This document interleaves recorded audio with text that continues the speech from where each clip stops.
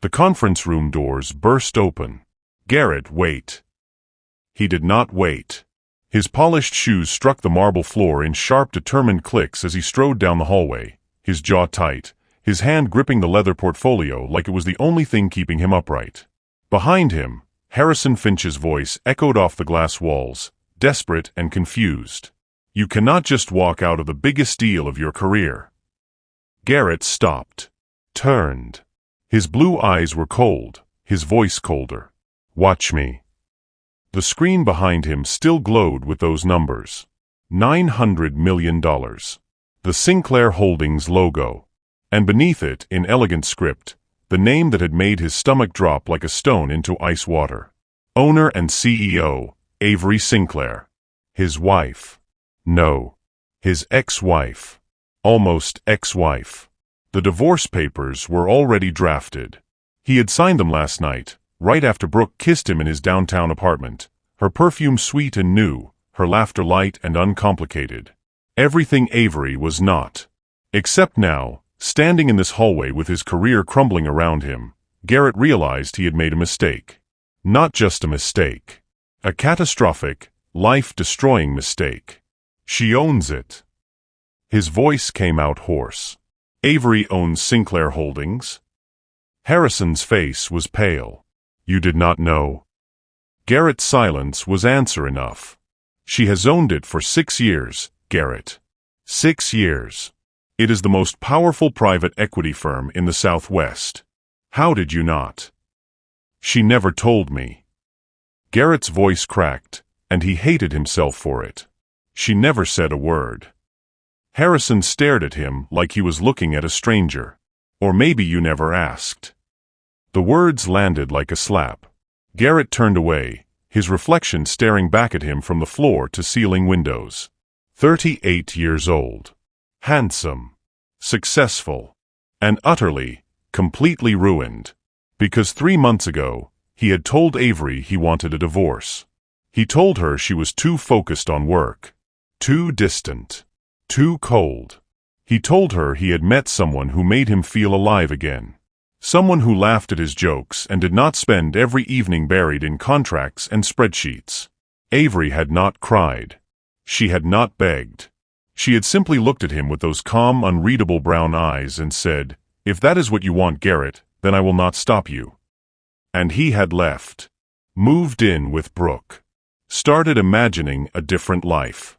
A better life. Until today. Until he walked into this meeting, saw that logo, and realized the deal he had been chasing for 9 months, the deal that would make him a legend in this industry, the deal his entire future depended on, belonged to the woman he had just thrown away. Mr. Hollis. A woman's voice, smooth and professional, cut through his spiraling thoughts. He turned. She was young, mid-20s, with dark skin and sharp eyes. She held a tablet in one hand and wore a Sinclair Holdings badge clipped to her blazer. "I am Nina Cross, Mrs. Sinclair's executive assistant." Her smile was polite, but did not reach her eyes. "Mrs. Sinclair would like to speak with you. Privately." Garrett's throat went dry. Now. Harrison stepped forward. "Nina, perhaps we can reschedule. Mr. Hollis is not in the right frame of mind to." Mrs. Sinclair was very clear. Nina's gaze flicked to Garrett, and there was something almost pitying in her expression. She said if Mr. Hollis wants this deal, he will come upstairs. Alone.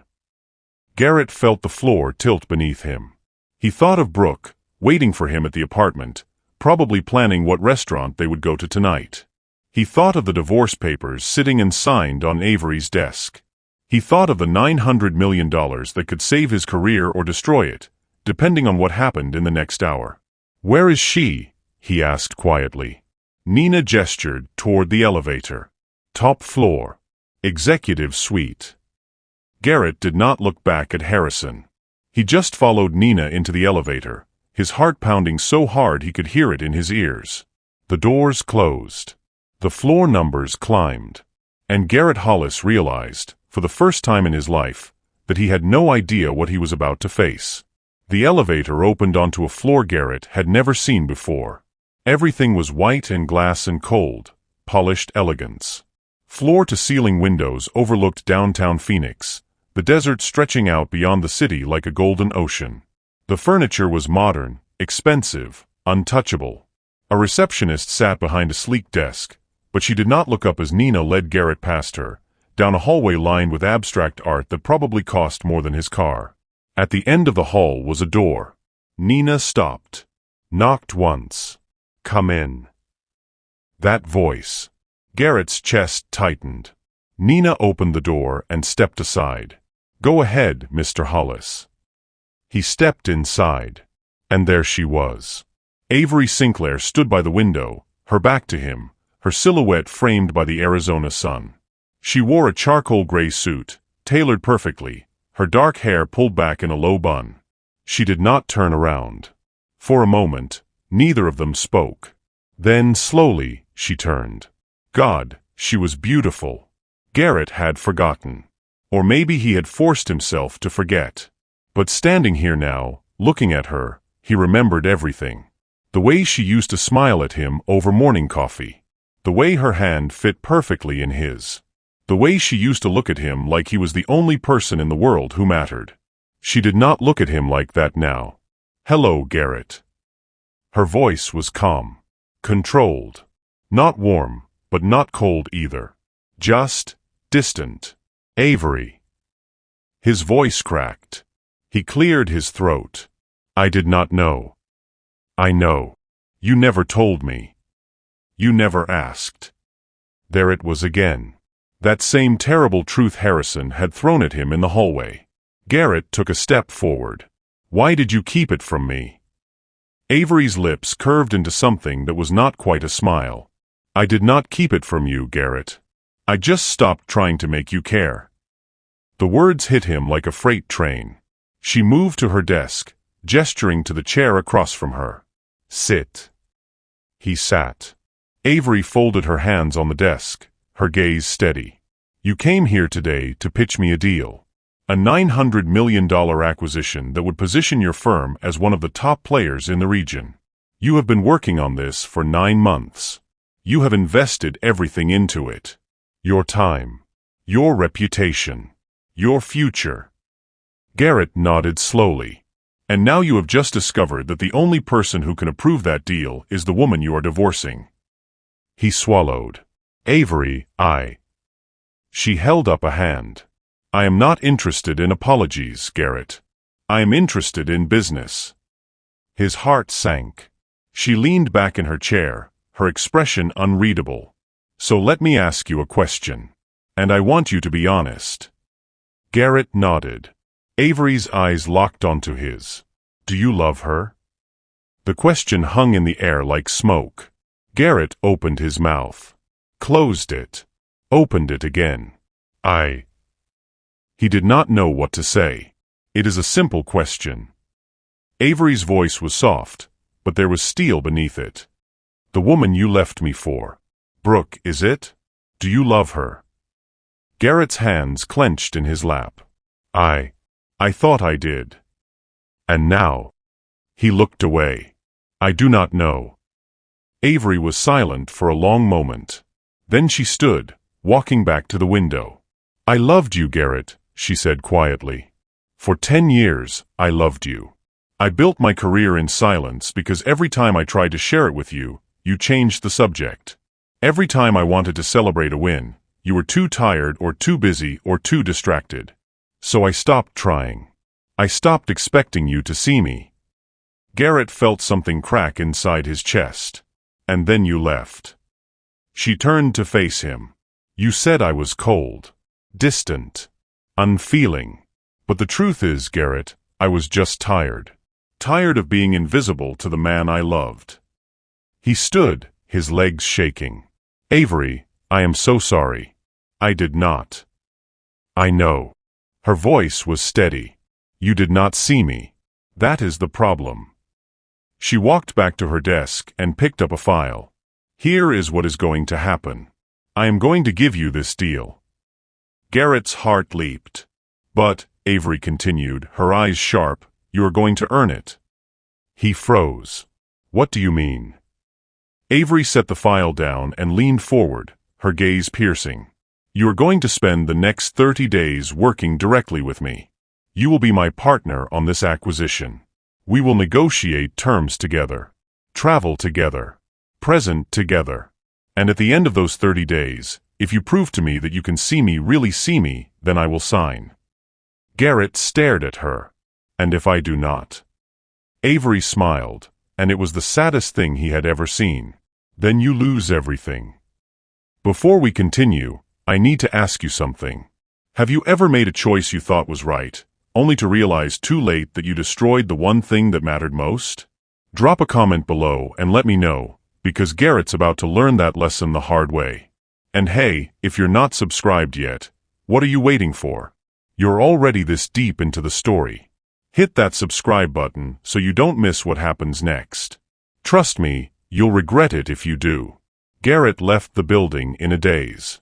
The Phoenix sun beat down on him as he stood on the sidewalk, his tie loosened, his shirt collar damp with sweat. His phone buzzed in his pocket. Once. Twice. 3 times. Brooke. He pulled it out, stared at her name on the screen, and let it go to voicemail. What was he supposed to tell her? That the wife he had left, the woman he had called cold and unfeeling, had just offered him a lifeline and a noose at the same time? That for the next 30 days, he would be spending every waking hour with Avery, pretending they were partners, pretending the past 3 months had not happened? That he had no choice but to say yes? His phone buzzed again. This time, a text. Brooke, where are you? I made reservations at that new Italian place. 7 p.m. Don't be late. Love you. Garrett stared at the words. Love you. Did she love him? Did he love her? 3 months ago, the answer had seemed so obvious. Brooke was everything Avery was not. She was spontaneous, affectionate, easy. She laughed at his jokes. She did not work 16-hour days.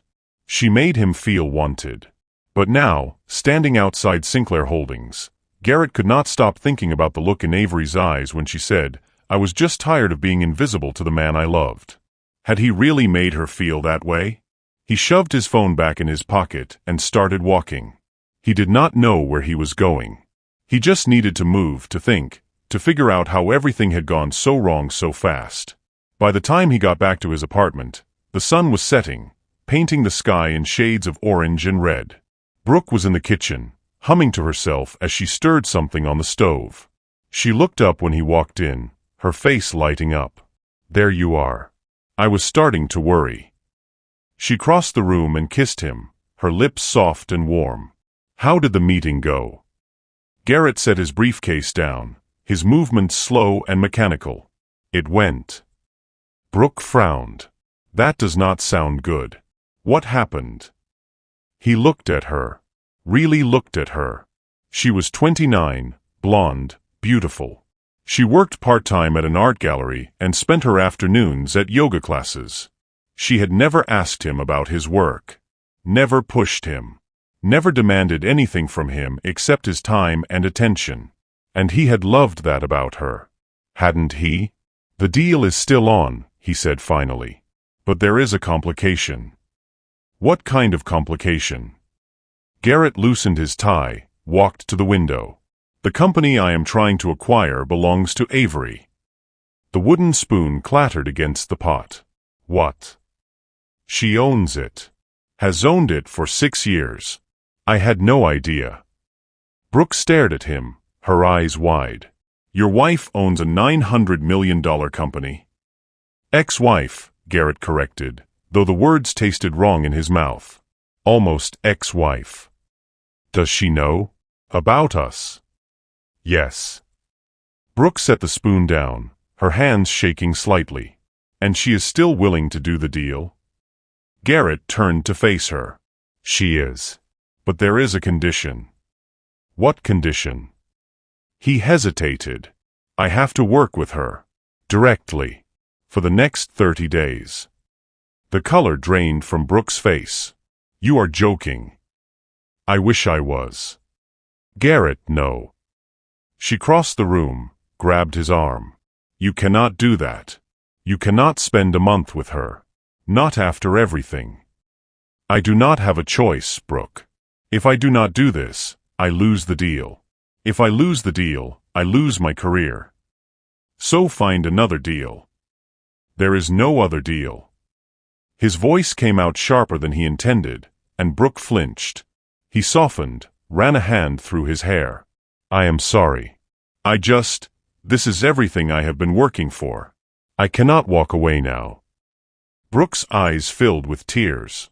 And what about us? What about what we have been working for? Garrett did not have an answer. She pulled away from him, her arms wrapped around herself. She is doing this on purpose, you know. She wants you back. It is not like that. Then what is it like, Garrett?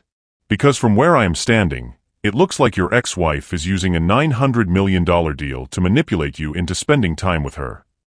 She is not manipulating me. She is, he stopped. Was she? He did not know anymore. She is just being smart. She wants to make sure I am serious about the deal. Or she wants to remind you of what you left behind.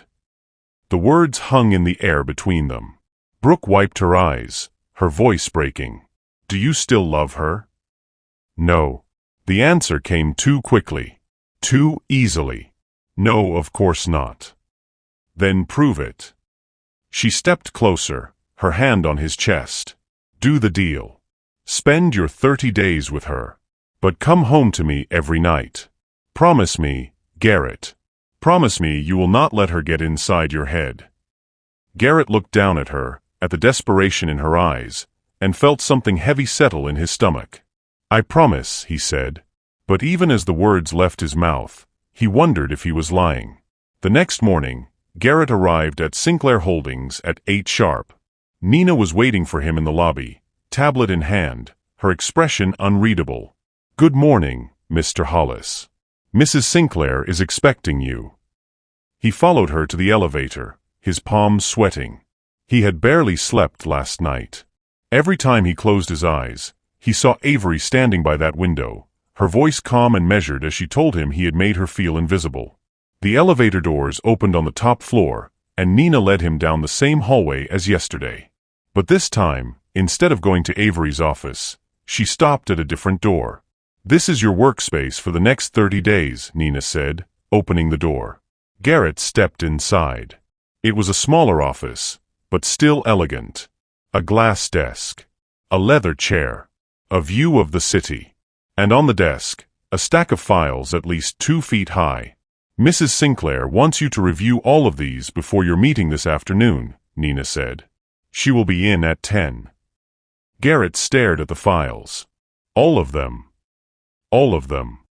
Nina's lips twitched into something that might have been a smile. Good luck, Mr. Hollis. She left, closing the door behind her. Garrett sat down, pulled the first file toward him, and opened it. 3 hours later, his eyes were burning and his head was pounding. The files were dense, technical, filled with legal jargon and financial projections that made his brain hurt. But as he read, something began to click. Avery had not just built a successful company. She had built an empire. Every acquisition, every investment, every strategic move was brilliant, calculated, flawless. And she had done it all while married to him, while he was complaining that she worked too much, while he was falling in love with someone else. How had he not seen this? A knock on the door pulled him from his thoughts. Come in. The door opened, and Avery stepped inside. She wore a navy suit today, her hair down, falling in soft waves around her shoulders. She looked different. Softer. But her eyes were still guarded. How is the reading going? She asked. Garrett gestured to the files. I had no idea you were doing all of this. I know.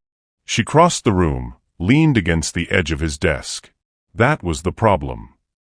He looked up at her. Avery, Save it. Her voice was not unkind, but it was firm.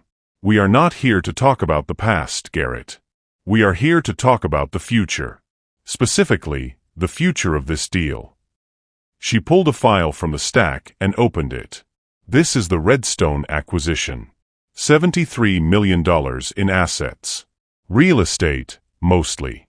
Hotels. Resorts. It is the cornerstone of our expansion plan. Garrett nodded, forcing himself to focus. I have been reviewing it. The numbers look solid. They are. But there is a problem. She flipped to a page marked with a sticky note. The sellers are getting cold feet.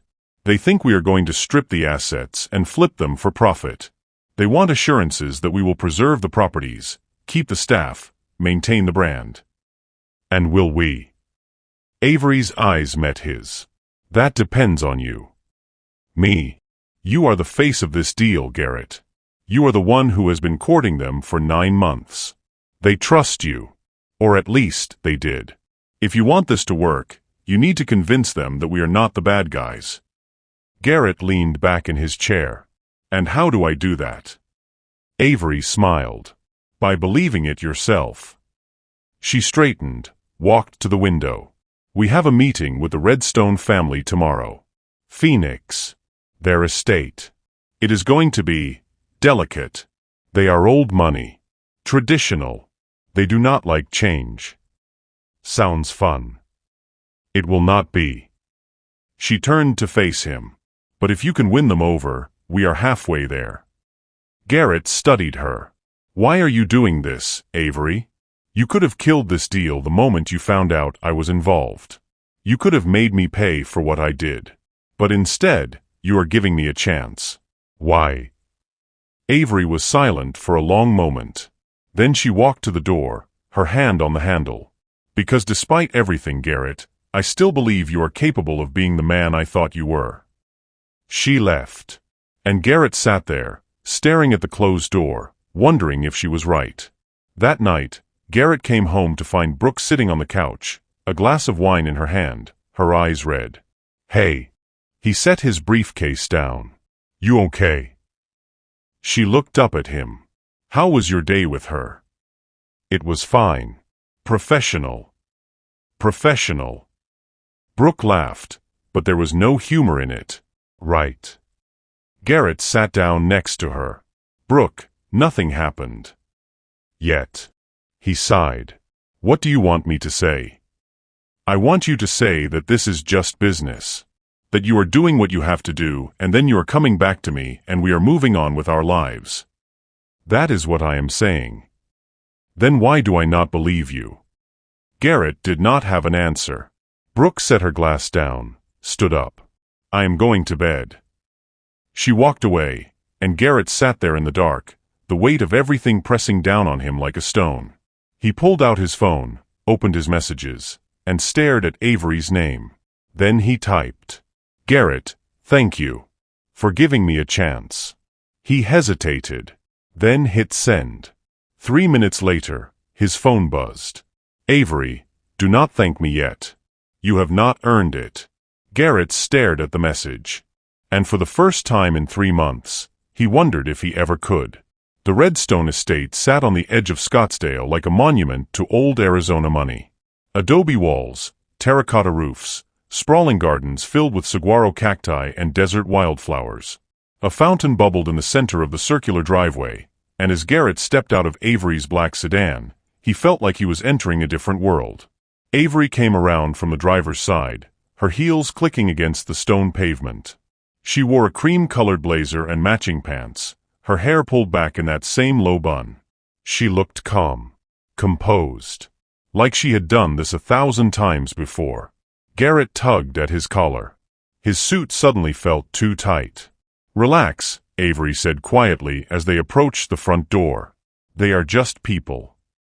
Just people with $73 million. Exactly. So treat them like people, not dollar signs. Before Garrett could respond, the door opened. A woman stood in the doorway, mid-60s, with silver hair and sharp green eyes.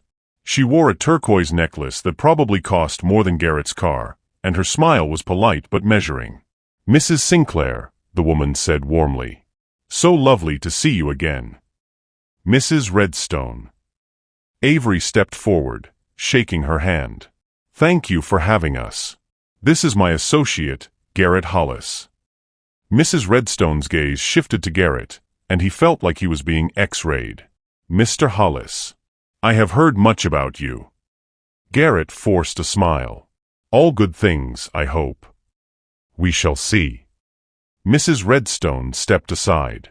"Please come in. My husband is waiting in the study."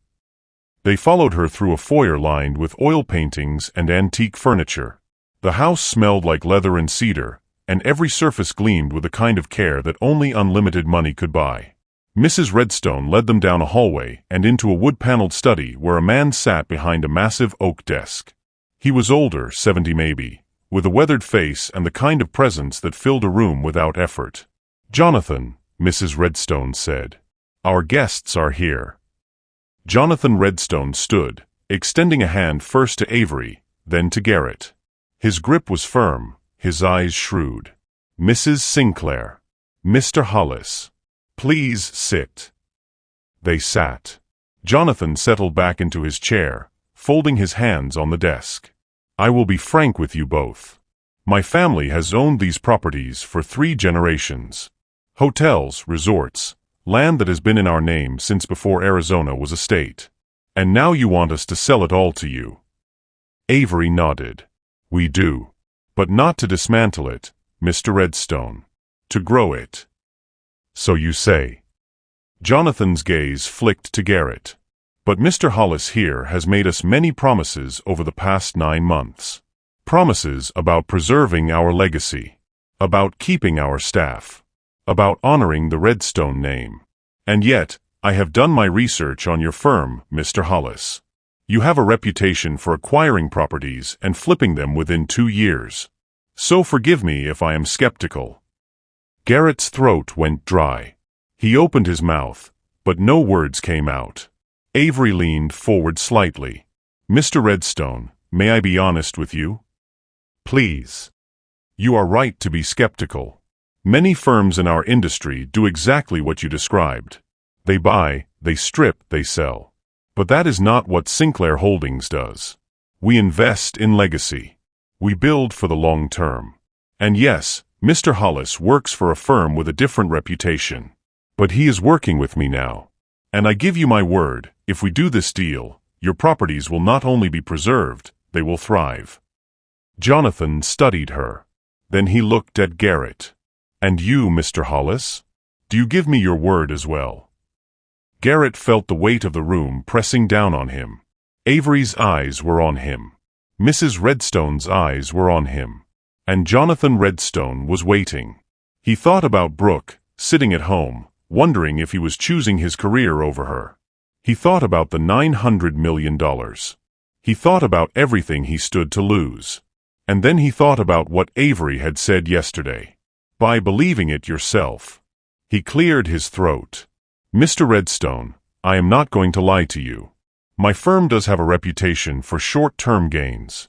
But I have spent the last 24 hours studying what Mrs. Sinclair has built, and I can tell you with complete honesty that this is not a typical acquisition. This is an investment in something bigger. Your properties are not just assets to us. They are a legacy. And if you trust us with them, I promise you, we will treat them that way." The room was silent. Jonathan leaned back in his chair, his expression unreadable. Then, slowly, he smiled. "Mrs. Sinclair, you have chosen your partner well." Avery's lips curved into a small smile. "I know." Jonathan stood. "I am not ready to sign today, but I am willing to move forward. We will schedule another meeting in 2 weeks. If you can present us with a plan that satisfies my concerns, we will do business." Relief flooded through Garrett's chest. They stood, shook hands, and Mrs. Redstone walked them back to the door. As they stepped outside into the Arizona heat, Garrett felt like he could finally breathe again. Avery did not say anything until they were back in the car. Then she turned to him. "That was good." Garrett blinked. "Good. You meant what you said in there. I could tell." She started the engine. That is the difference between a deal that closes and a deal that falls apart. Authenticity. Garrett stared at her. "You really believe in this, don't not you? The whole legacy thing." "I do." Avery pulled out of the driveway, her eyes on the road. Because I know what it is like to build something and have no one see it. I will not do that to someone else." The words hit him like a punch to the gut. They drove in silence for a while, the desert stretching out around them, endless and golden. Finally, Garrett spoke. "I saw it, you know. What you built. I read through all those files yesterday. And Avery, it is incredible. I just do not understand why you never told me." Avery's hands tightened on the steering wheel. "I tried, Garrett. For years, I tried. But every time I brought it up, you changed the subject. Or you were too tired. Or you had something else on your mind. So eventually, I stopped trying. I did not mean to." "I know." Her voice was soft. "That is what made it hurt so much. You did not mean to ignore me. You just did." Garrett looked out the window, shame burning in his chest. "I am sorry." Avery did not respond. They drove the rest of the way in silence. When Garrett got home that night, Brooke was waiting for him in the living room. She stood up the moment he walked in, her arms crossed, her face tight. "How did it go?" "It went well. The Redstones want to move forward." "That is great." Her voice was flat. Garrett set his briefcase down. "Brooke, what is wrong?" "What is wrong?" She laughed, but it was bitter. "You have been gone for 12 hours, Garrett. 12 hours with her." "We were working." "Were you?" She stepped closer. "Because it sure seems like you are spending a lot of time with your ex-wife." "I told you, this is just business." "Then why did you not answer my calls?" Garrett pulled out his phone, saw the missed calls. 3 from Brooke. He had been so focused on the meeting, on Avery, that he had not even noticed. "I am sorry. I was in a meeting. I could not." "You could not take 2 seconds to text me back?" Her voice cracked. "Do you have any idea what it is like sitting here, wondering if you are with her, wondering if you are thinking about her, wondering if you are starting to remember why you loved her?" "I am not." The words came out too quickly. Brooke's eyes filled with tears. "You are lying." "I am not lying." "Then look me in the eye and tell me you do not still have feelings for her." Garrett opened his mouth, closed it, opened it again, and the silence stretched between them like a chasm. Brooke's face crumpled. "I knew it." "Brooke, please." "No." She stepped back, wiping her eyes. "I am not doing this, Garrett. I am not going to sit here and watch you fall back in love with your wife while pretending you are just doing a deal. I am not falling back in love with her." "Then what are you doing?" Garrett did not have an answer. Brooke grabbed her purse, her keys. "I am staying at my sister's tonight. Maybe longer. I do not know. But I need space. And you need to figure out what you actually want." "Brooke, wait." She walked out the door.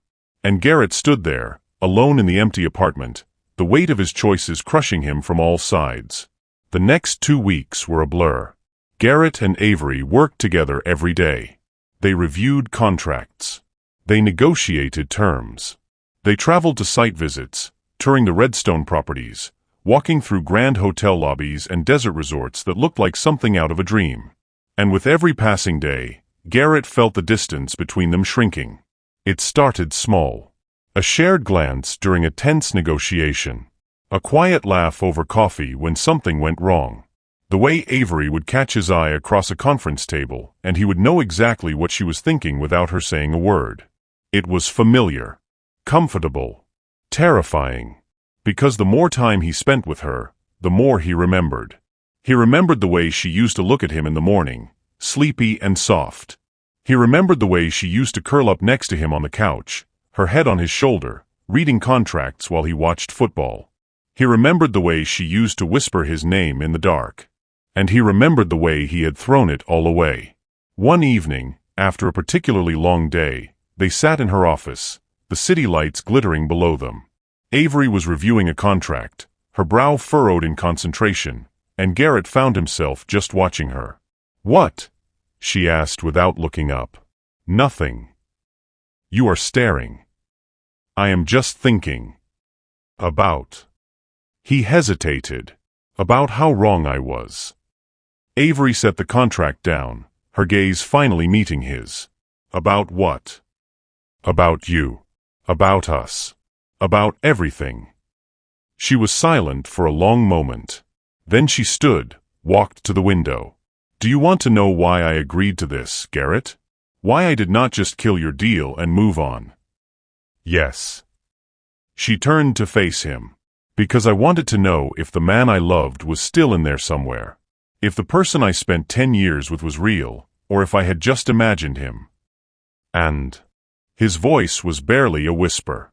What do you think now? Avery's eyes were sad. I think he was always real. I just do not know if he is mine anymore. Garrett stood, crossed the room until he was standing right in front of her. Avery, His phone buzzed. He pulled it out, saw Brooke's name. Brooke, we need to talk. Tonight. Avery saw the screen. Saw the name. And just like that, the moment shattered. You should go, she said quietly, turning back to the window. Garrett stared at her back, torn between the woman in front of him and the woman waiting for him across town. Avery. Go, Garrett. He left. And as he walked to his car, he realized he had no idea who he was anymore. Brooke was waiting for him at a coffee shop downtown. She sat by the window, her hands wrapped around a cup she was not drinking from, her eyes fixed on the street outside. When Garrett walked in, she looked up, and he saw how tired she was. How worn down. He slid into the seat across from her. Hey. Hey. Her voice was small. For a moment, neither of them spoke. The coffee shop hummed around them, the hiss of the espresso machine, the low murmur of conversation, but it all felt distant, like they were in a bubble separate from the rest of the world. Finally, Brooke spoke. I have been doing a lot of thinking. Me too. She looked at him, really looked at him, and her eyes were already wet. Are you in love with her again? Garrett's throat tightened. Brooke, it is complicated. That is not an answer. I do not know what I feel. His voice came out hoarse. 3 months ago, I thought I had everything figured out. I thought I knew what I wanted. But now. Now you are not sure. He nodded. Brooke laughed, but it was hollow. I was so stupid. You were not stupid. I was. She wiped her eyes. I thought I could compete with 10 years of history. I thought if I just loved you enough, if I just made you happy enough, you would forget about her. But I cannot compete with that, can I? I cannot compete with a woman who built an empire while married to you. I cannot compete with someone who knows you better than you know yourself. It is not about competing. Then what is it about, Garrett? Her voice broke. Because from where I am sitting, it looks like you are realizing you made a mistake. And I am the mistake. That is not true. Is it not? She leaned forward. Tell me honestly. If Avery asked you to come back right now, if she said she forgave you and wanted to try again, what would you say? Garrett opened his mouth. Closed it. And the silence was all the answer Brooke needed. She stood up, grabbing her purse. I thought so. Brooke, wait. No. Her voice was firm now, steadier. I am not going to wait anymore, Garrett. I am not going to sit around hoping you will choose me when we both know your heart is somewhere else. I do not want to hurt you. Then let me go. Tears streamed down her face, but she was smiling, sad and broken. Let me go so I can find someone who will look at me the way you look at her. Garrett felt his chest cave in. I am sorry. I know. She leaned down, kissed his cheek. I hope you figure out what you want, Garrett. I really do. And then she was gone. Garrett sat there for a long time, staring at the empty chair across from him, feeling like the worst person in the world. He did not go home that night. Instead, he drove. Out of the city, into the desert, following roads he did not know until he ended up at a lookout point overlooking the valley. The city lights stretched out below him like a blanket of stars, and above him, the real stars glittered cold and distant. He sat on the hood of his car and let himself feel everything he had been pushing down for weeks. The guilt, the shame, the confusion. He had left Avery because he thought she did not see him, because he felt invisible in his own marriage, because Brooke made him feel wanted in a way Avery had not in years. But now, sitting here alone, he realized something. It was not that Avery had not seen him. It was that he had not seen her. He pulled out his phone, stared at her name in his contacts. His thumb hovered over the call button. Then he put the phone away. He did not deserve to call her. Not yet. Not until he figured out how to fix the mess he had made. The next morning, Garrett showed up at Sinclair Holdings early. Nina looked surprised when he walked in at 7. "Mr. Hollis, you are early. Is Avery here?" "Mrs. Sinclair is always here." Garrett took the elevator to the top floor, walked down the hallway, and knocked on her office door. "Come in." He stepped inside. Avery was at her desk, a cup of coffee in hand, her laptop open. She looked up, and for a moment, something flickered across her face. Surprise? Hope. But it was gone before he could name it. "Garrett, what are you doing here?" He closed the door behind him. "I ended things with Brooke." Avery set her coffee down slowly. "When?" "Last night." She was quiet for a long moment. "I am sorry." "Do not be." He crossed the room, stood in front of her desk. "She deserved better than me. Better than what I could give her. And I realized something last night, Avery. I realized that I have been blaming you for the problems in our marriage when the truth is, I was the problem. I did not see you. I did not appreciate you. I did not even try to understand what you were building because I was too focused on myself." Avery's eyes were glistening. "Garrett, let me finish." His voice cracked. "I thought I was unhappy because you worked too much. Because you were distant. Because you did not make me feel loved. But the truth is, you were working so hard because I never asked you not to. You were distant because I never gave you a reason to be close. And you stopped showing me love because I stopped seeing it." A tear slipped down Avery's cheek. "I do not expect you to forgive me," Garrett continued. "I do not even expect you to give me another chance. But I need you to know that I see you now. I see everything you built. I see how brilliant you are, how strong, how incredible. And I am so sorry it took me losing you to finally open my eyes." Avery stood, walked around her desk until she was standing right in front of him. She reached up, touched his face, and he felt like he was drowning. "Do you love her?" she whispered. "I thought I did. But I think I just loved the way she made me feel about myself. I think I was running from the truth of what I had with you because it was easier than admitting I was failing. And now I do not want to run anymore." He covered her hand with his. "I want to fight for us. If you will let me." Avery closed her eyes, and for a moment, Garrett thought she was going to pull away. But then she opened them, and he saw something there he had not seen in years. Vulnerability. "I do not know if I can trust you again," she said softly. "I know. I do not know if I can let myself love you again without being afraid you will leave. I know. And I do not know if 30 days is enough to fix what we broke. Then give me more than 30 days." His voice was desperate now. "Give me a lifetime. Give me a chance to prove that I can be the man you thought I was. The man you deserved all along." Avery's lip trembled. "Garrett, I—" A knock on the door interrupted them. Nina poked her head in. "Mrs. Sinclair, I am sorry to interrupt, but the Redstones are on the line. They want to move the meeting up. They are ready to finalize today." Avery wiped her eyes quickly, her composure snapping back into place. "Tell them we will be there in 2 hours." Nina nodded and disappeared. Avery turned back to Garrett. "We should go." "Avery, we need to finish this conversation. Later." But her hand was still on his face, her thumb brushing his cheek. "Right now, we have a deal to close." The Redstone estate looked different in the morning light. Softer somehow. The gardens were in full bloom, and the fountain sparkled like diamonds in the sun. Jonathan and Mrs. Redstone met them on the patio, iced tea already poured, contracts spread out on the table. Mrs. Sinclair. Mr. Hollis. Jonathan shook their hands. Thank you for coming on such short notice. My wife and I have been discussing your proposal, and we have made a decision. Garrett's heart pounded. Jonathan sat down, gestured for them to do the same. You have convinced us.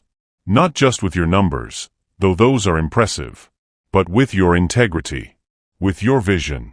We believe you will honor our legacy. So if you are still interested, we are ready to move forward. Relief and joy flooded through Garrett in equal measure. Avery smiled, gracious and professional. We are honored, Mr. Redstone. Truly.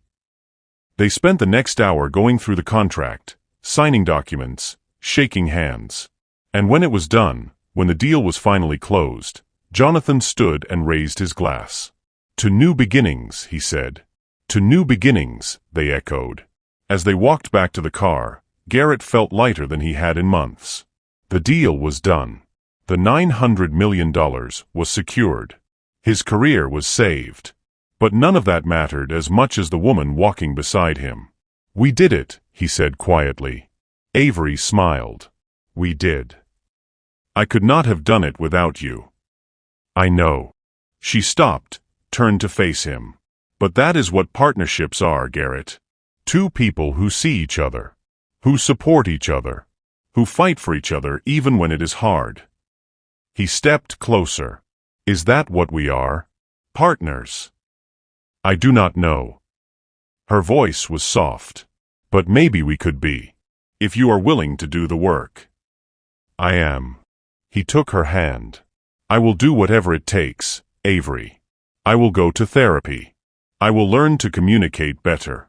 I will show up every single day and prove to you that I am not going anywhere. Just give me a chance. Avery looked down at their joined hands, then back up at him. I am scared, Garrett.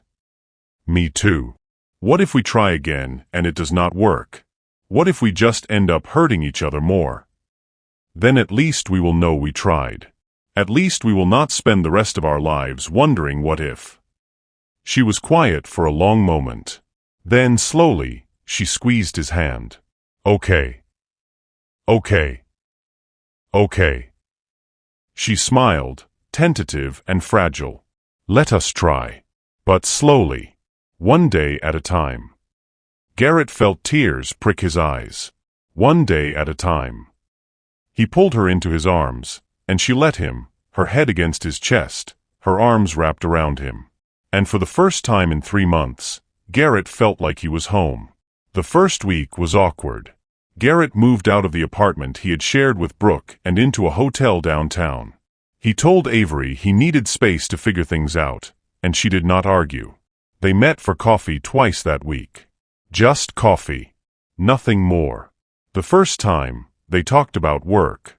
The Redstone deal was moving forward smoothly, and there were other acquisitions on the horizon. It was safe. Comfortable. Easy. The second time, Avery asked him why he had really left.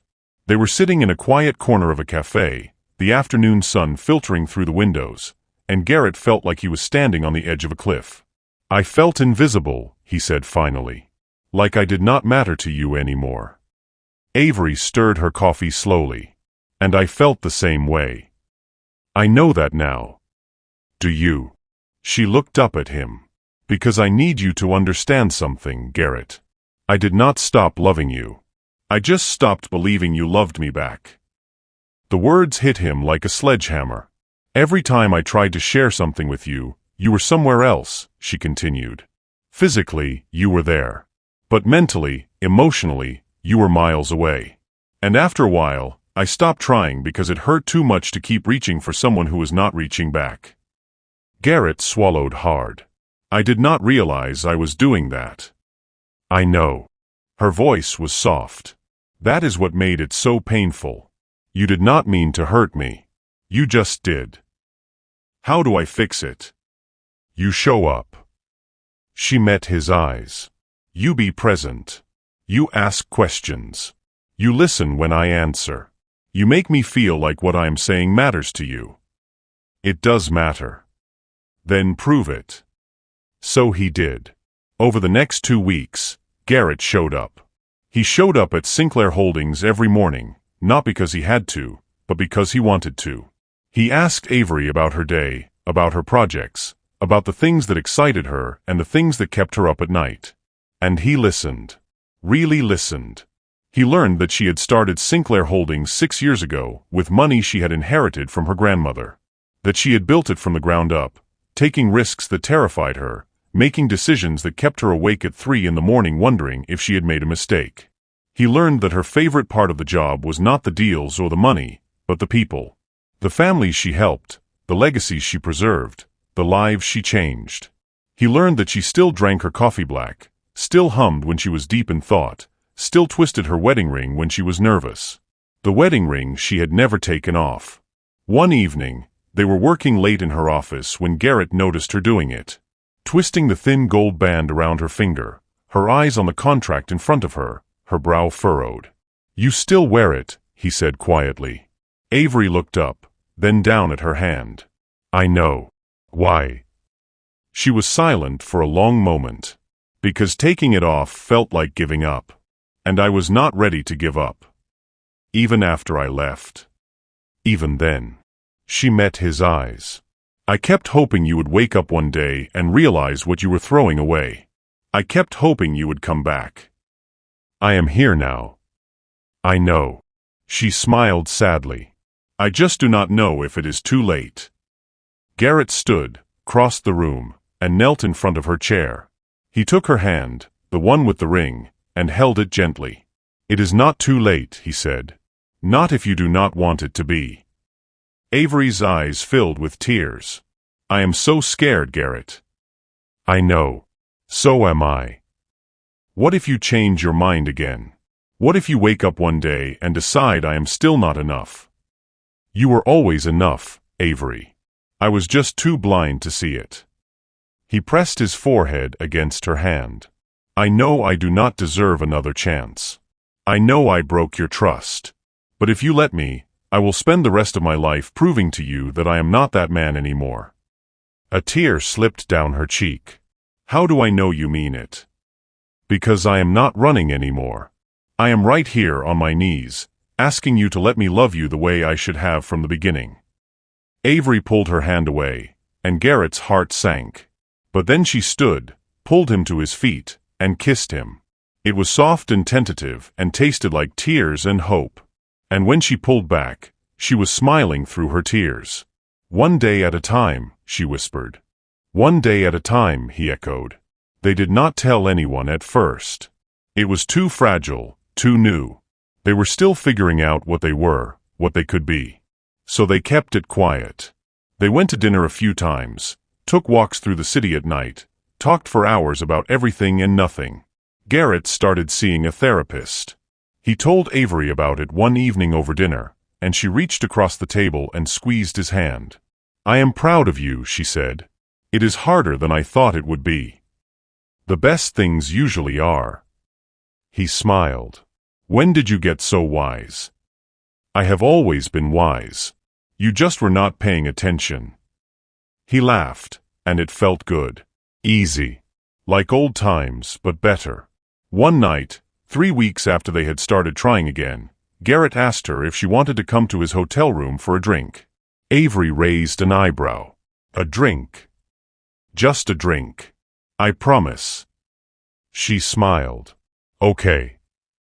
They sat on the small balcony of his hotel room, glasses of wine in hand, the city lights stretching out below them. It was quiet except for the distant hum of traffic, and Garrett felt more at peace than he had in years. Can I ask you something? Avery said after a while. Anything. Why did you really fall for Brooke? Garrett took a sip of his wine, considering. Because she was easy. Avery flinched. I do not mean that in a bad way, he added quickly. I mean she did not challenge me. She did not push me to be better. She just accepted me exactly as I was, flaws and all. And at the time, that felt like love. And now I realize that is not love. That is comfort. Love is what you did. Pushing me to see beyond myself. Challenging me to grow. Believing I could be better even when I did not believe it myself. Avery was quiet for a moment. I stopped pushing you because I thought it was driving you away. It was not the pushing. It was me being too stubborn to listen. She smiled sadly. We were both stubborn. We still are. True. She set her glass down. But maybe that is okay. Maybe we just need to be stubborn in the same direction this time. Garrett reached over, took her hand. I like that. They sat there for a long time, hands intertwined, watching the city breathe below them. And for the first time in months, Garrett felt like maybe, just maybe, they were going to be okay. But healing was not linear. 2 days later, they had their first real fight. It started over something small. Garrett had forgotten to send her an email about a meeting, and Avery snapped at him in front of Nina. It was not a big deal, but it felt like one. Because it reminded both of them of all the little ways they had failed each other before. After Nina left, Avery turned to him. I am sorry. That was unprofessional. It is fine. It is not fine. She rubbed her temples. I get scared sometimes that we are falling back into old patterns. That we are going to mess this up again. We are not. How do you know? Because we are talking about it. He crossed the room, stood in front of her. Before, when something bothered us, we just swallowed it. We let it fester. But we are not doing that anymore. We are saying it out loud. We are working through it. Avery looked up at him, vulnerability written all over her face. I do not want to lose you again. You are not going to lose me. You do not know that. You are right. I do not. He cupped her face in his hands. But I am choosing you every single day, Avery. And I am going to keep choosing you, even when it is hard. Especially when it is hard.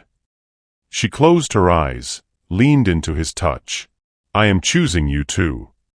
Then that is enough.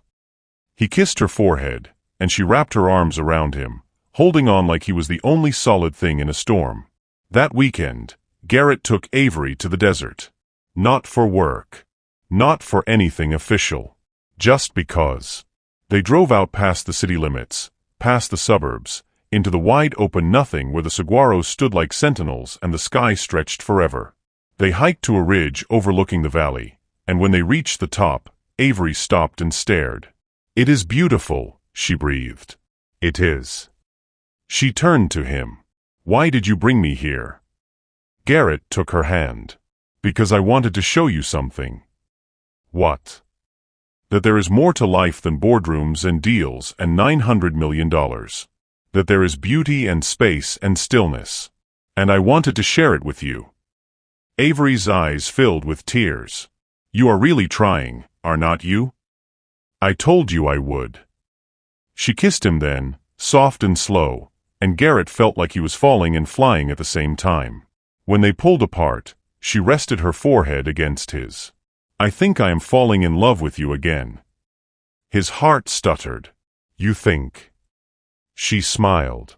Okay. I know. Good. He pulled her close. Because I never stopped loving you.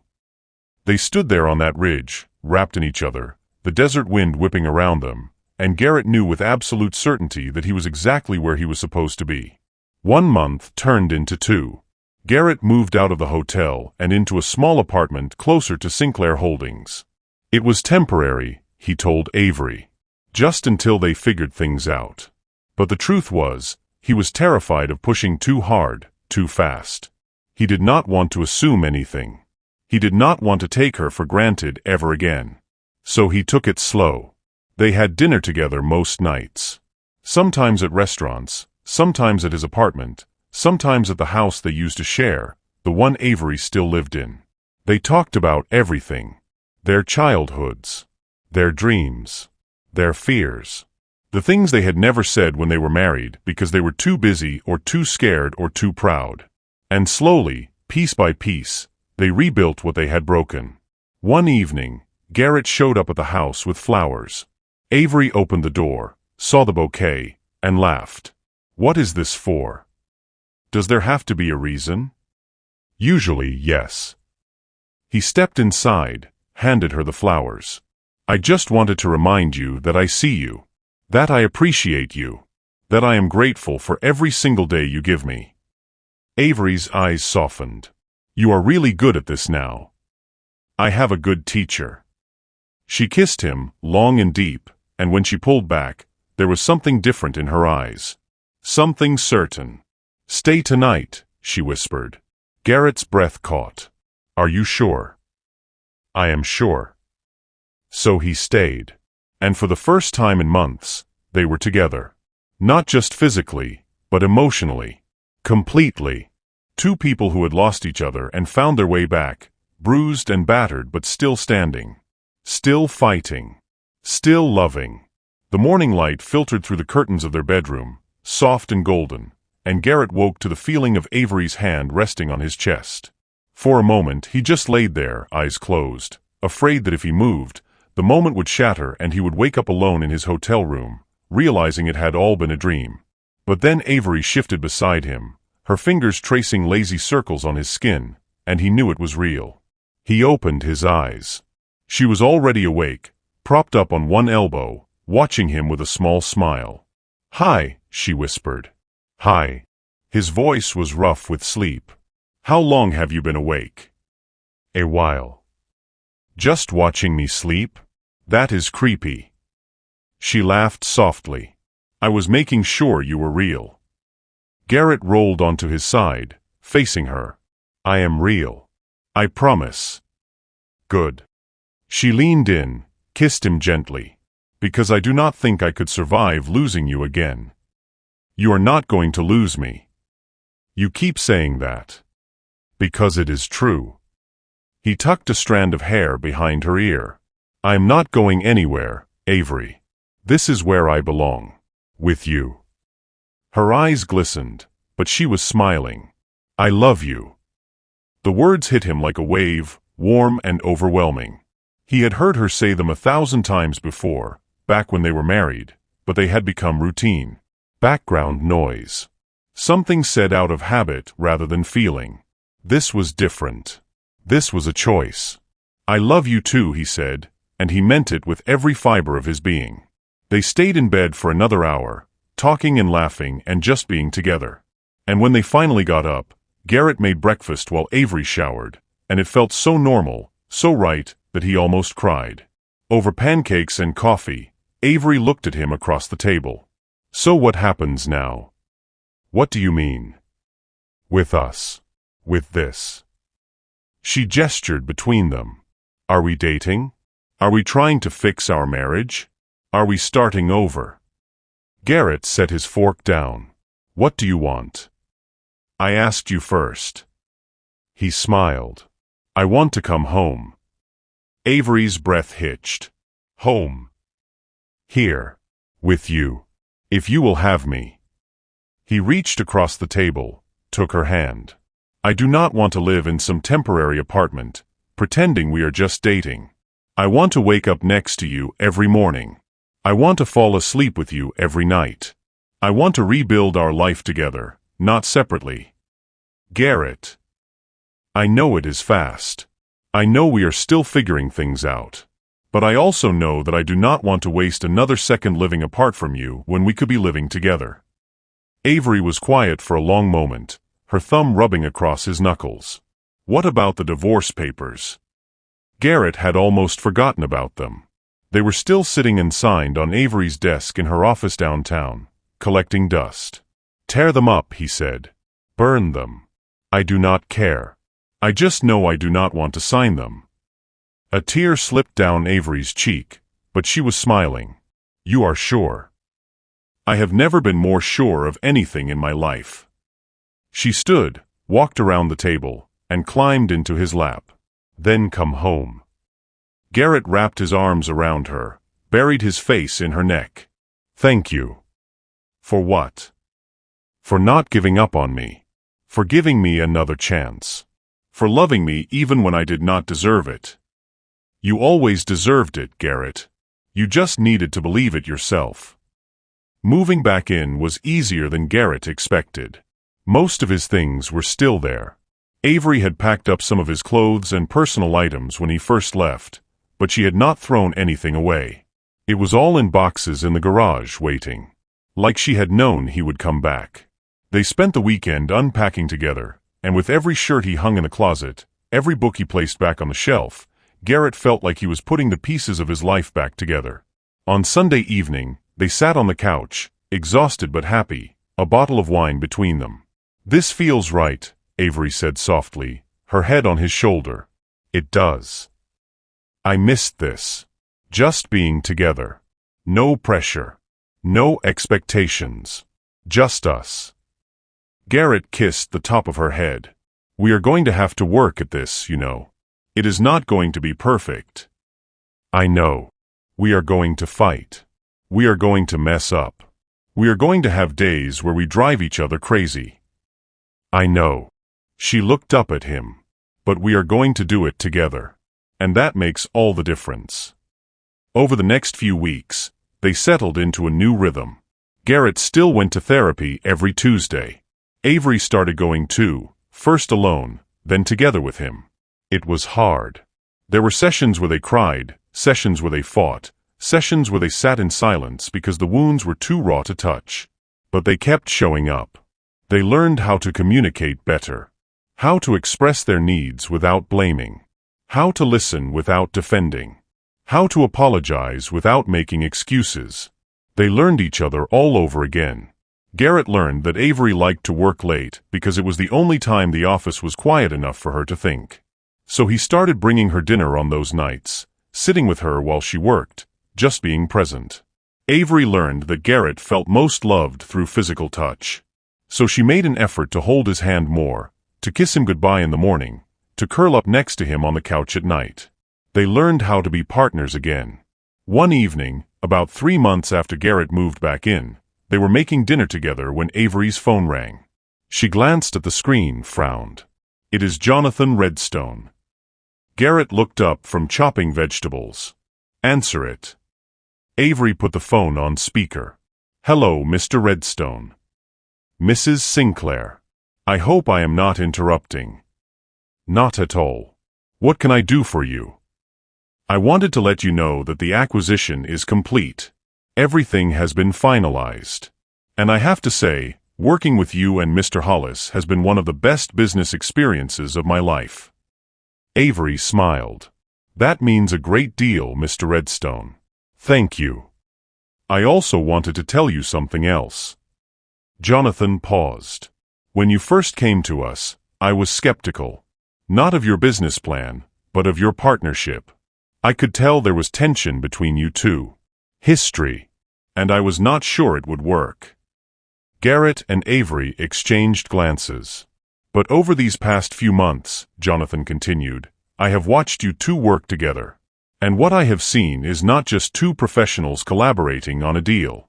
I have seen two people who genuinely respect each other, who challenge each other, who bring out the best in each other. And that, Mrs. Sinclair, is rare. Hold on to it." Avery's eyes were wet. "We will, Mr. Redstone. I promise." "Good. Now, my wife and I would like to invite you both to dinner next week. To celebrate. We would be honored." After they hung up, Avery turned to Garrett. "Did you hear that?" "I did. He said we bring out the best in each other." Garrett pulled her into his arms. "He is right. We almost lost this." "I know." He held her tighter. "But we did not. And we are not going to." The dinner with the Redstones was elegant and warm. They ate on the patio under string lights, the desert night cool and clear around them. Jonathan and his wife told stories about their 50 years of marriage, about the fights and the reconciliations, about the times they almost gave up but did not. "Marriage is not about finding someone perfect," Mrs. Redstone said at one point, her hand covering her husband's. It is about finding someone you can grow with. Someone who will forgive you when you mess up and love you anyway. Avery reached under the table, squeezed Garrett's hand. He squeezed back. On the drive home, they were quiet, the kind of comfortable silence that comes from being with someone who knows you completely. "I have been thinking," Avery said as they pulled into the driveway. About renewing our vows." Garrett turned to look at her. "Really? Really?" She smiled. "I know we are still married legally, but I want to do it again. The right way this time. With intention. With full hearts. I want to stand in front of our friends and family and promise to love you, not because I have to, but because I choose to." Garrett felt his throat tighten. Whenever you are ready." He leaned across the console, cupped her face in his hands. "I am ready now." She laughed. "Let us at least plan it first." "Okay. But Avery." "Yes. Thank you. For choosing me. Again." "Always," she whispered. They planned the vow renewal for 6 months later. It was small. Intimate. Just close friends and family in the backyard of their home, under the same desert sky that had witnessed their first wedding 10 years ago. Avery wore a simple white dress. Garrett wore a navy suit. And when they stood facing each other, hands clasped, the officiant asked them to speak their vows. Garrett went first. "Avery, 10 years ago, I promised to love you for better or worse. And I meant it. But I did not understand what worse meant. I did not understand that love is not just a feeling. It is a choice you make every single day, even when it is hard. Especially when it is hard." His voice cracked. "I failed you. I failed us. But you gave me a second chance. And I promise you, I will spend the rest of my life earning it. I will see you. I will hear you. I will choose you. Every single day. For the rest of my life." Avery was crying, but she was smiling.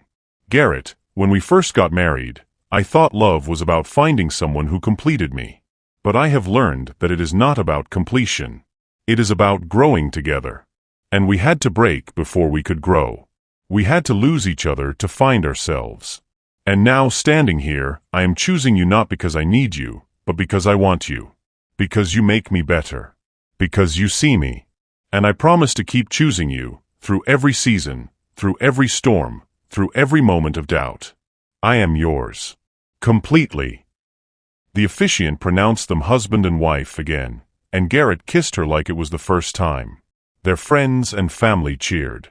And as the sun set over the desert, painting the sky in shades of pink and gold, Garrett held Avery close and thought about how far they had come. From broken to whole. From strangers to partners. From lost to found. What would you do if you were given a second chance at the love you thought you lost? Would you take it, or would fear hold you back? Let me know in the comments. 3 months after the vow renewal, life had settled into something beautiful and ordinary. Garrett woke up every morning next to Avery, made coffee while she showered, and they drove to work together most days. They had lunch in her office when their schedules allowed. They texted each other throughout the day, little things that did not matter but somehow mattered more than anything. "Garrett, thinking about you." "Avery, you better be thinking about the Henderson proposal too." "Garrett, I can do both." "Avery, that is why I married you." Twice. Everything felt right. Stable. Secure. Until the day Brooke walked back into his life. Garrett was leaving a coffee shop downtown when he saw her. She was standing on the sidewalk, talking on her phone, and when she turned and their eyes met, time stopped. She ended her call. Garrett. Brooke. His heart was racing, but not with longing. With guilt. With the ghost of the man he used to be. Hi. She looked good. Different. Her hair was shorter, her style more polished. She looked like someone who had moved on. "How are you?" "I am good. Really good. You?" "I am great, actually." She smiled, and it seemed genuine. "I am engaged." The words hit him with unexpected relief. "Congratulations." That is amazing. Thank you. His name is Ryan. He is a teacher. We met at a gallery opening a few months ago. She paused. He is kind. Patient. He sees me. Garrett smiled. I am happy for you, Brooke. Truly. I am happy for me too. She looked at him carefully. I heard you and Avery got back together. We did. We renewed our vows a few months ago. Good. And she meant it. You belong with her, Garrett. I think we both knew that. I was just too stubborn to admit it. I am sorry. For everything. Do not be. She shook her head. You taught me something important. You taught me that I deserve someone who chooses me first. Not second. Not after they realize they made a mistake. First. You do deserve that. I know. She smiled. And I found it. They stood there for a moment, two people who had once thought they were in love, now strangers who wished each other well. Take care of yourself, Garrett. You too, Brooke. She walked away, and Garrett watched her go, feeling something lift off his shoulders. Closure. Forgiveness. Peace. He pulled out his phone and texted Avery. Garrett, I just ran into Brooke. 3 dots appeared immediately. Avery, are you okay? Garrett, I am perfect. She is engaged. She is happy. And I am so grateful I am not the one making her happy. Avery, come home. Garrett, on my way. That night, Garrett told Avery everything about the encounter. They sat on the couch, her legs tucked under her, his arm around her shoulders, and he told her how it felt to see Brooke happy with someone else. How relieved he was. How certain he felt about his choice.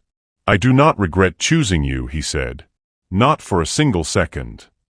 Avery looked up at him. Even on our bad days. Especially on our bad days. He kissed her forehead. Because even on our worst day together, I would rather be here with you than anywhere else with anyone else. She smiled, but there was something uncertain in her eyes. Can I tell you something? Always. I am pregnant. The world stopped spinning. Garrett stared at her, his brain struggling to process the words. What? I am pregnant. Her voice was barely a whisper. I found out this morning. I was going to wait to tell you, but I could not hold it in. We are. He could not form a complete sentence. Avery's eyes filled with tears. I know we did not plan this. I know we are still rebuilding. And I understand if you are not ready. Garrett cupped her face in his hands. Are you kidding me?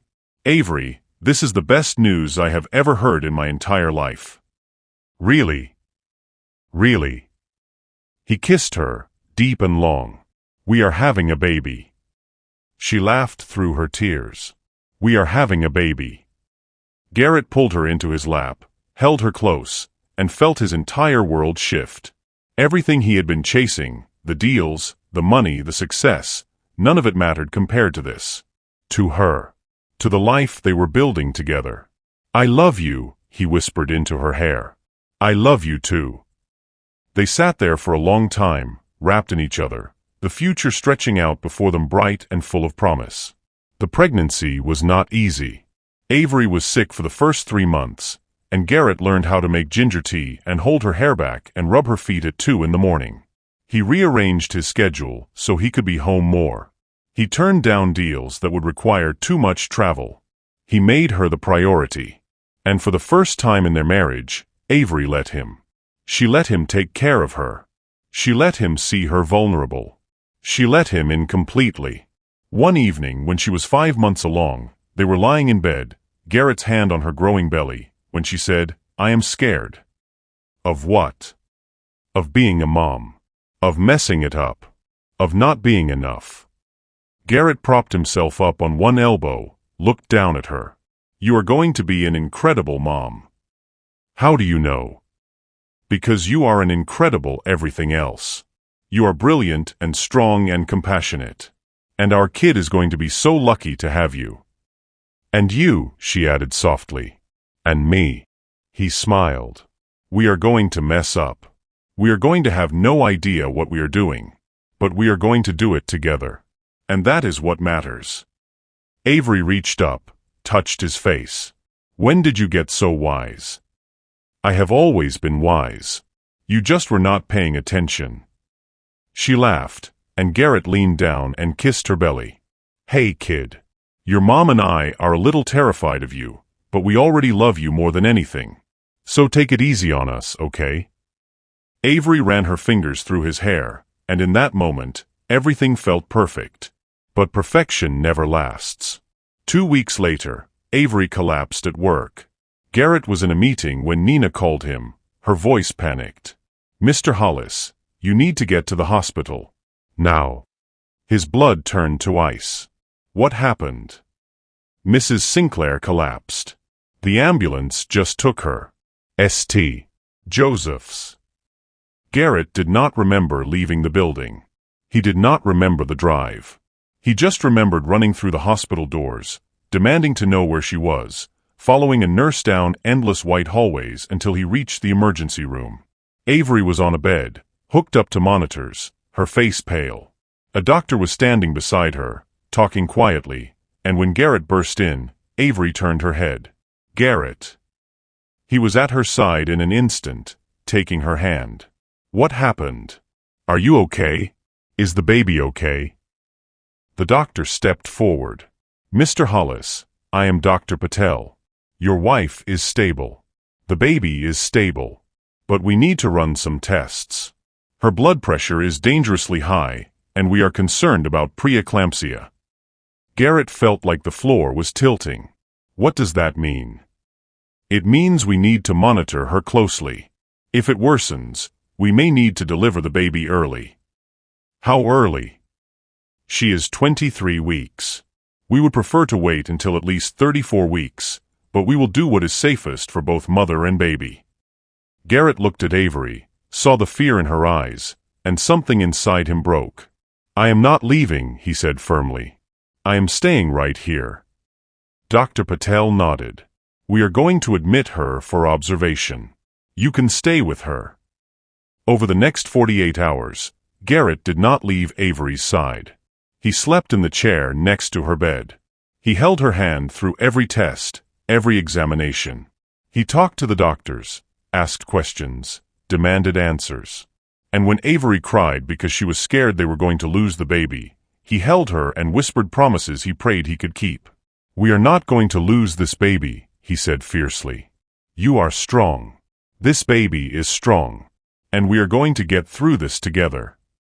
What if I cannot do this? She whispered. What if my body cannot handle it? Then we will figure it out. But you are not alone, Avery. I am right here. I am not going anywhere. She buried her face in his chest and sobbed, and Garrett held her, his own tears falling into her hair. Dr. Patel put Avery on strict bed rest. No work. No stress. Just rest and monitoring. Garrett moved his office into their bedroom, worked from a laptop while Avery slept or read or stared at the ceiling, bored out of her mind. I hate this, she said one afternoon. I know. I am going crazy just lying here. I know.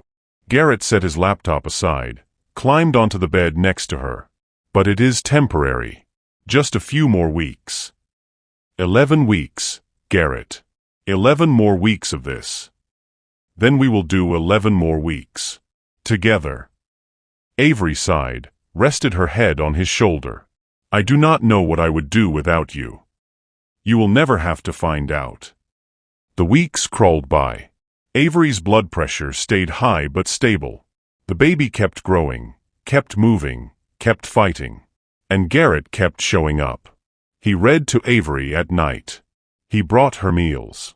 He held her when she cried and made her laugh when she was drowning in fear. He became her rock, her anchor, the one solid thing in a world that felt like it was falling apart. And Avery fell in love with him all over again. One evening, when she was 32 weeks along, she said, I need to tell you something. Garrett looked up from his laptop. What? I know I said I forgave you. I know I said we were starting over. But the truth is, part of me was still holding back. Part of me was still scared you were going to leave again. Garrett's chest tightened. Avery. Let me finish. She took his hand. But these past few weeks, watching you take care of me, watching you sacrifice your work and your time and your sleep just to be here, I realized something. You are not the man who left me. You are the man who came back. And that man, the one sitting here right now, is the love of my life. Tears streamed down Garrett's face. I do not deserve you. Yes, you do. She smiled. You fought for us, Garrett. You fought for me. And now I am going to fight for us too. He kissed her, soft and slow, and in that moment, Garrett knew with absolute certainty that they were going to make it. Not just through the pregnancy. Through everything. At 34 weeks, Dr. Patel made the decision to induce. Her blood pressure is getting worse, she explained.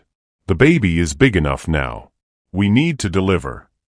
Garrett held Avery's hand as they wheeled her into the delivery room, his heart pounding so hard he thought it might explode. I am scared, Avery whispered. Me too. He kissed her forehead. But we are going to meet our baby today. And that is worth being scared for. Labor was long and hard and terrifying. There were moments when the monitors beeped too fast, when the doctors and nurses moved with urgency that made Garrett's blood run cold. There were moments when Avery squeezed his hand so hard he thought she might break it. There were moments when he thought he was going to lose her, lose the baby, lose everything. But then, after 14 hours of labor, a cry filled the room. High and sharp and beautiful. It is a girl, Dr. Patel said, holding up a tiny red-faced, perfect little human. Garrett stared, his vision blurred with tears. A girl. They placed her on Avery's chest, and Avery sobbed, her hands cradling the baby like she was made of glass. Hi, baby, she whispered. Hi. We are your mom and dad. And we love you so much. Garrett leaned down, kissed Avery's forehead, then gently touched his daughter's tiny hand. She gripped his finger, and his heart shattered into a million pieces. She is perfect, he choked out. She is ours, Avery said, looking up at him with tears streaming down her face. And in that moment, surrounded by the smell of antiseptic and the sound of monitors beeping and the most beautiful chaos he had ever experienced, Garrett Hollis understood what love really was. It was not fireworks or passion or grand gestures. It was showing up. It was choosing someone every single day. It was fighting through the fear and the pain and the uncertainty because the person beside you was worth it. And Avery had always been worth it. He just had to lose her to realize it. They named her Grace. Grace Sinclair Hollis. And she was everything. The first few weeks were a blur of sleepless nights and endless diaper changes and moments of pure, overwhelming love. Garrett learned how to swaddle and burp and rock a crying baby at 3 in the morning. Avery learned how to breastfeed and nap when the baby napped and ask for help when she needed it. They learned how to be parents together. One night, when Grace was 3 weeks old, Garrett was holding her while Avery slept. He sat in the rocking chair by the window, the city lights glittering below, and looked down at his daughter's tiny face. Your mom and I almost did not make it, he whispered. I almost threw away the best thing that ever happened to me because I was too stupid to see what I had. But she gave me another chance. And now I get to be your dad. And Grace, I promise you, I am going to be the man you deserve. The man your mom deserves. I am going to show up for you every single day. I am going to love you and protect you and teach you that love is a choice, not a feeling. And I am going to make sure you always know how loved you are. Grace stirred in his arms, opened her eyes for just a moment, and Garrett could have sworn she smiled. 6 months later, Garrett stood in Avery's office, looking out at the city. Sinclair Holdings was thriving. The Redstone deal had opened doors to a dozen more acquisitions. Avery was being featured in business magazines, invited to speak at conferences, recognized as one of the top entrepreneurs in the country. And Garrett was right there beside her. Not as her employee. Not as her shadow. As her partner. They had restructured the business so they were co-owners, co-CEOs, building the empire together. And it was working. Not because they agreed on everything, but because they had learned how to disagree with respect. How to challenge each other without tearing each other down. How to build something bigger than either of them could build alone. Avery walked into the office, Grace strapped to her chest in a carrier, and Garrett's heart swelled. She would not stop crying with the nanny, Avery said, looking exhausted but happy. So I brought her here. Garrett crossed the room, kissed Avery, then kissed Grace's head. She just wanted her mom. And her dad. Avery smiled. We have the Henderson meeting in 20 minutes. Are you ready? Always. They walked into the conference room together, Grace sleeping peacefully against Avery's chest, and presented their pitch. And when the Hendersons agreed to the deal, shaking hands and smiling, Garrett looked at Avery and knew. This was it. This was everything he had ever wanted and had been too blind to see. A partner who challenged him. A family that made him better. A life built on love and choice and showing up.